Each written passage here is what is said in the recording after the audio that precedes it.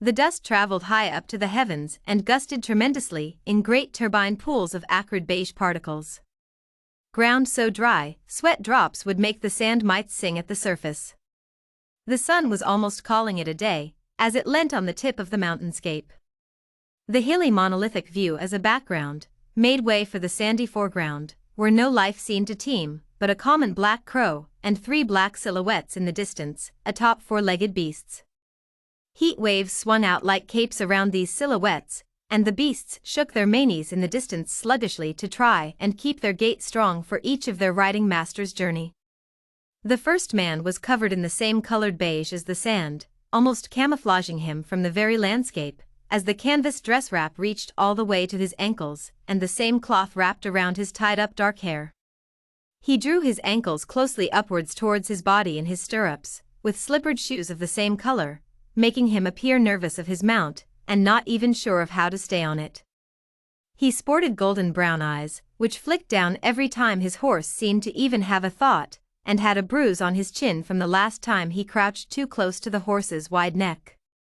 He was quite the contrast to his companions and the horses, because of what little skin showed between his face and his hands. He shone a golden brown, like the sun was his ally.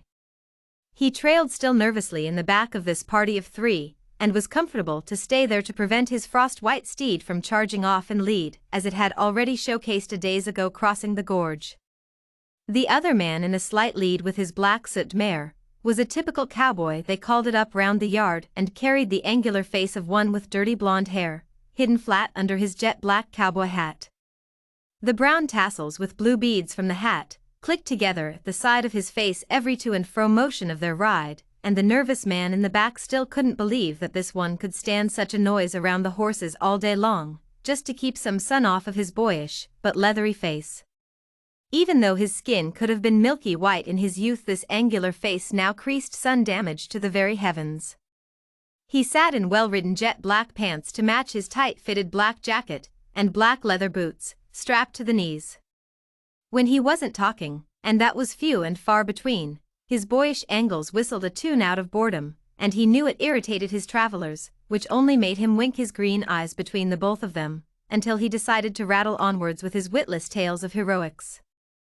The last man riding to his right was clothed in a similar canvas wrap of beige, however it was used more as a cloak, which concealed intricately worked leather armor, with chinks of gold knocked into the joins of the plate. It was old and had seen bad turns, much the same as his leather and mail skirt made from the same material, but slashed in for increased movability. He was darker than the 2, and his marble skin flashed circular welts perfected executed in lines extending from his shoulders and right round down both of his arms.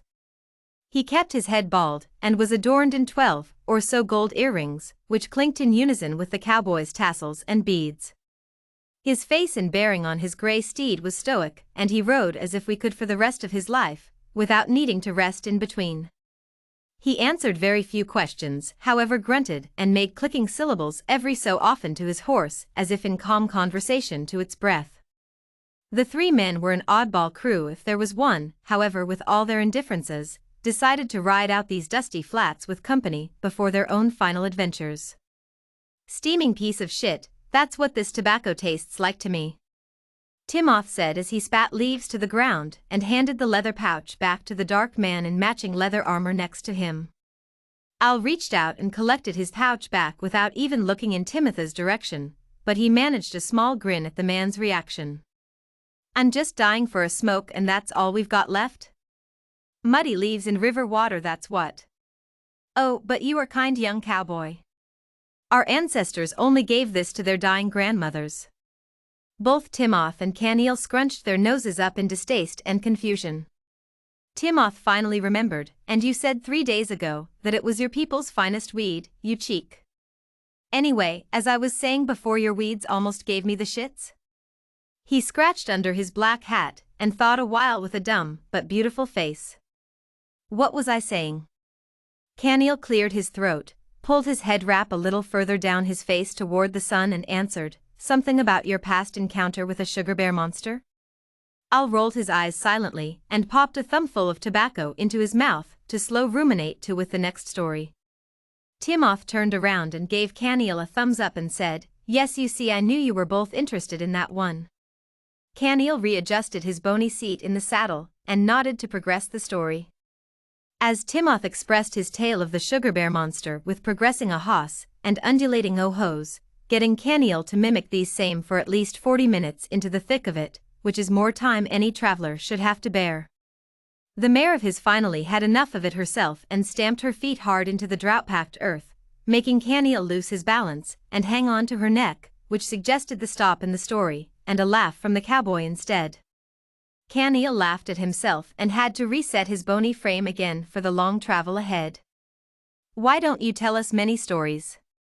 Al shook himself from his other state away from these men and horses, and shifted his dark eyes between the two of them, who looked expectantly towards him. Of your past or something? We have both told you quite a bit of ourselves, come on. Timoth nodded enthusiastically, while swatting a lazy horsefly buzzing between them. Al never thought the question would truly come up, as he was a lone rider at heart, and this whole camaraderie and sharing nature was different than the homeland that he was used to. He glanced slightly at his staff mounted on the left-hand side of his saddle, just under his thigh, but not too long for them two to notice, and continued, I don't much remember my past. Come on, is that it, partner? Timoth snorted half-heartedly and clapped him on the shoulder, which made both front horses rear their heads slightly. I don't much remember my past, and from what I can tell of my present, don't want to, and that's the long and short of it, I'm afraid. He looked down to where he was holding the reins tightly, and his knuckles started turning white. Told himself to give slack, making his shoulders drop down. The Almighty will think you such a strange soul, my friend. Caniel finally jibed in softly, and then to Ael's relief he turned and said with a more eager voice, Timoth, tell us that story of the lemon ladies in Furland again. This made Timoth smile from ear to ear, thinking someone in the world out there was even listening to this loony and his wild stories. Al had relaxed by then and even chimed a whistle in when Timoth had begun with, it was a humid morning in 5020.